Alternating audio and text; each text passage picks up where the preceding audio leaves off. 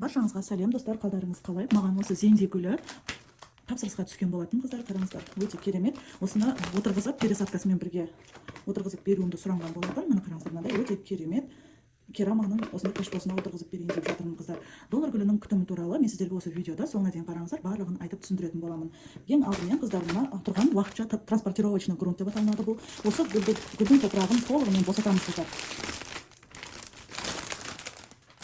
Толығымен босатып аламыз. Себебі бұл уақытша топырақта отырғандықтан, қыздар, бұда отыра берсе ары қарай дамып, ары қарай өспейтін болады. Сол себепті де бұл горшоктан шығарып аламыз. Мына жерде мән беріп қарасаңыздар, былай қарап созылып кеткен горшок. Себебі доллар гүлі өте тар, тесно болған кезде, сол кезде картошка өсіреді. Ал егер де үлкен горшокқа отырғызып қоятын болсаңыздар, картошкасын өсірмейді, қыздар. Тек қана мына горшогының барлығы толғанға дейін тамыр өсіреді. Ал тек қана тамырдан, қыздар, стрелканың жапырақтарын шығармайтын болады. Сол себепті де тар горшокқа отырғызсаңыздар, картошка өседі, қысылған сайын картошка өседі, сол картошкасынан осындай стрелкалар шығатын болады. Мүмкіндігінше, мына қараңыздар, мына горшокты алған себебім мынадан сәл ғана үлкен, қыздар. Мына қараңыздар. Осындай горшокқа отырғызсаңыздар болады. Және доллар гүлі өте жеңіл, ауа өткізгіш, торфяной топырақты өте қатты жақсы көреді. Сол себепті де қараңыздар, тамыры мына астына дейін шығып кеткен. Енді мынаны абайлап, жайлап картошкасына зақым келмейтіндей етіп алып алғанымыз дұрыс. Шоғын мен осылай сындырып алып жатырмын, себебі тамырына зақым келеді, қыздар. Қыздар, қараңыздар, тамыры өте керемет. Бір шіріген тамыры жоқ, қараңыздар. Мен осыны қазір мен жақсылап босатамын. Бұл доллар гүлінің зенде деген сорты, міне қарасаңыздар, жапырақтары бұйра, көрдіңіздер ме? Бұның бір ерекшелігі, кәдімгі долларлардан мына жерасы өте қалың жуан болады, қараңыздар. Стволы көрдіңіздер ме? Бұның сорттары өте көп, үлкен сорты да бар, ортаншы сорты да бар, кіші сорты бар. Міне бұл мендегі кіші сорты, қыздар. Осындай гүлдерге тапсырыс берсеңіздер болады. Мен WhatsApp номерімді экранға қалдырып кетемін. Сол жерге қарап, сол жерден WhatsAppқа жазып тапсырыс берсеңіздер болады, қыздар. Міне қараңыздар, мына ешқандай да қоспасы жоқ. Жай ғана транспортировочный грунтта отыр, қыздар. Көрдіңіздер ме? Мына стрелка, мына картошкадан шығады дегенімнің дәлелі осы, қыздар. Ал егер де үлкен горшокқа отырғызатын болсаңыздар, тек қана мынандай тамыр өсіретін болады. Енді бірінші отырғызған кезде осылай сәл бірінші тамыр өсіреді. Себебі мына қысылғанға дейін, қысылғаннан кейін картошкасын үлкейтіп, осыны осылай отырғызып беремін, қыздар, қазір. Қыздар, мына барлық тамырдың барлығын босатып алдым. Қараңыздар, өте тамыр әдемі, сау. Мына горшокты өлшеп алдым. Міне қараңыздар, сыйымдылығы қандай болып тұр, көрдіңіздер ме? Осындай тесно горшокқа отырғызсаңыздар, әдемі өседі доллар гүлі. Және доллар гүлінің бір қасиетін айта кетейін, қыздар. Бұл доллар гүлі суды қайта-қайта іше бермейді. Себебі бұл суккулент сортына жатады, қыздар. Мына қара-қара тұрған, мына стебелінде қараңыздар, қара-қара тұрғандар бұл бойына суды сіңіріп алатын қасиеті бар. Сіздер су құясыздар ғой, жақсылап су құясыздар, сол кезде бұл бойына дейін, жапырақтарына дейін жаңағыдай суды сіңіріп алады. Көрдіңіздер ғой, осы суды су құймаған кездеріңізде осы бойындағы суды жарататын болады, қыздар. Қатты шөлдетіп барып, бірақ суды жақсылап беру керек. Тойғанынша суды беру керек. Мына бойына дейін сіңіріп алады. Ал егер де сіздер жаңағыдай доллар гүлінің көп адамның қателігі бар. Доллар гүліні суды жақсы көрмейді дейді, ұзақ уақытқа дейін су бермей қояды. Сол кезде мына бойындағы ылғалдылығының барлығын өзіндегі алып, мынау стебелі әжімденіп кетеді, мыжырайып кетеді, қыздар. Сол себепті де доллар гүлін топырағы жақсылап кепкенге дейін күтіңіздер. Содан кейін барып жақсылап тойдырып, өте көп мөлшерде қылып суын беріңіздер. Одан кейін астына түскен суды төгіп тастаңыздар. Одан кейін жақсылап кепкенне дейін қайтадан топырағы кеуіп, мынандай қаралары сәл азая бастайды. Сол кезде қайтадан суды тойдырып бересіздер. Мысалы, қыстың кездерінде мен айына бір-ақ рет беремін. Бірақ оны күнмен өлшеуге болмайды, қыздар. Себебі кейбір үйлерде, например, әртүрлі болады ауасы. Сол себепті де суды жаңағыдай өлшеп бергендеріңіз дұрыс. Қыздар, мына жерде мен қараңыздар, топыраққа қаншама қоспа қосайын деп отырмын. Мына жерде бар, мына қараңыздар, мына пенестекло, мына мульча сосновый, мына жерде кремневит бар, мына жерде древесный уголь. Древесный уголь тамырын шірітуден жаңағыдай залалсыздандырып тұрады, қыздар. Сол себепті де древесный угольді міндетті түрде қосыңыздар. Кейбіреулері шашлықтың древесный уголь бар ғой, шашлықтың уголі, соны қосып жүреді екен. Ол дұрыс емес, қыздар. Гүлдерге арналған арнайы уголь болады. Например, қараңыздар, именно гүлдерге арналған міне осындай древесный уголь болады. Қаншама микроэлементтері бар, қараңыздар, мына жерде міне. Көрдіңіздер ме? Өзіне арналған берген дұрыс. Мына жерде диатомит бар, циолит бар. Міне қараңыздар, мына жерде вермикулит бар, ірі вермикулит. Одан кейін мен горшоктың астына дренаж керамзит төсемеймін, қыздар. Ол бастан да менің YouTube каналымды барлығын қарап жүрсеңіздер, түсінесіздер. Мына жерде қараңыздар, мына мелкий керамзит бар, мох сфагнум бар. Осының барлығы, мына жерде топырақ жоқ, көріп тұрсыздар ма? Осының барлығын араластырып, қыздар, сіздерге дайын қоспа ұсынайын деп отырмын, қыздар. Оны қалай, мына қараңыздар. Мынандай пакетикке осындай тек қана топырақ жоқ қоспаларды араластырып саламын да.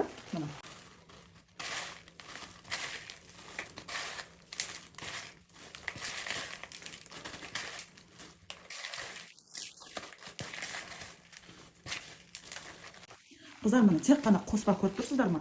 Осыны тапсырыс беріп алсаңыздар болады. Бұны сіздер 15 литр топыраққа араластырып отырғызсаңыздар жарайды.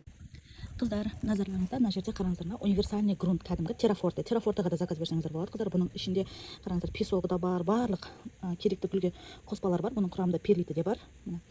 Оны универсальный топыраққа, мына қараңыздар, мынау агробальт, профессиональный торф, үнемі айтып жатамын, қараңыздар, суды ұстамайды бойында, міне өте рыхлый, қанша қысып жатсаң да, міне қараңыздар, жазылып кетеді. Міне универсальный топырақ алдым, міне 10 литрлік универсальный топырақ, және мына жерде 5 литр 10 литр агробальт, және менің мына жасаған қараңыз дайын қоспаларым.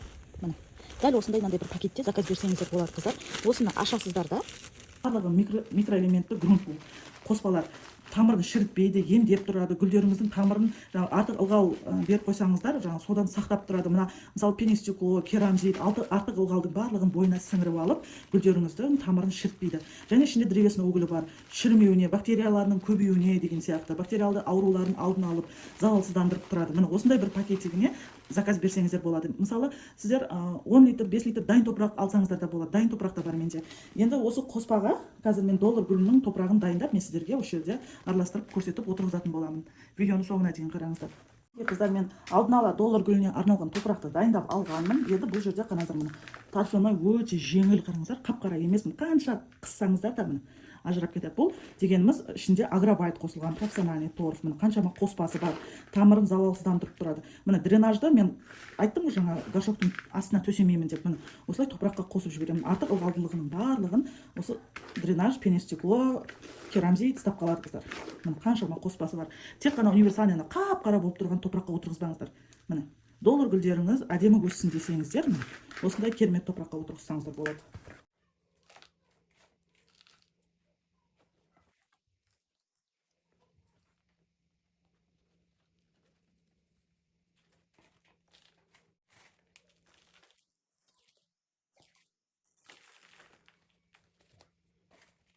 Одан кейін қыздар доллар гүлін отырғызған кезде кейбіреулер бар ғой, мына жаққа дейін көміп тастап жатады, ол дұрыс емес. Мына картошкасы мына түбі жоғарғы жақта тұру керек.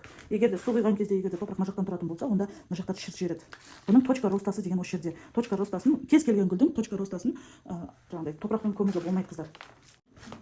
Мен қазір топырақты сәл көбірек саламын, себебі бұл заказға болғандықтан су құйған кезде бұл топырақ басылады, қыздар. Жан-жағын бәріне түседі, басылады.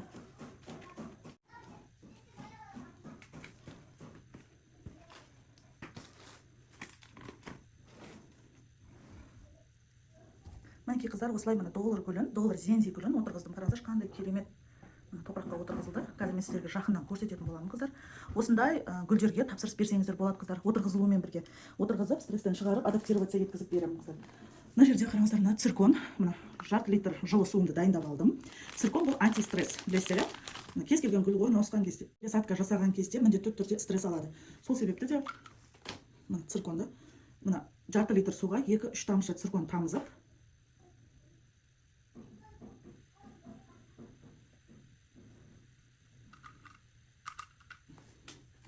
2-3 тамшы циркон тамызып шашатын боламыз.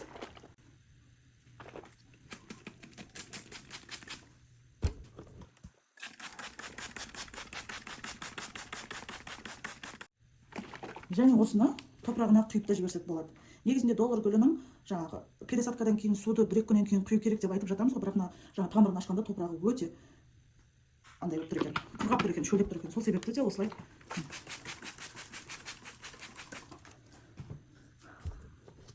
Осы видеода доллар гүлінің барлық күтімін, барлық пересадкасын, топырағын, барлығын айтып түсіндірдім деп ойлаймын, қыздар. Қараңыздар, қандай керемет топырақ. Каналға тіркеліңіздер, егер видеоны аса лайк басыңыздар, және де мен экранға WhatsApp номерімді қалдырып кетемін. Гүлдерге керекті барлық заттарға тапсырыс берсеңіздер болады, қыздар.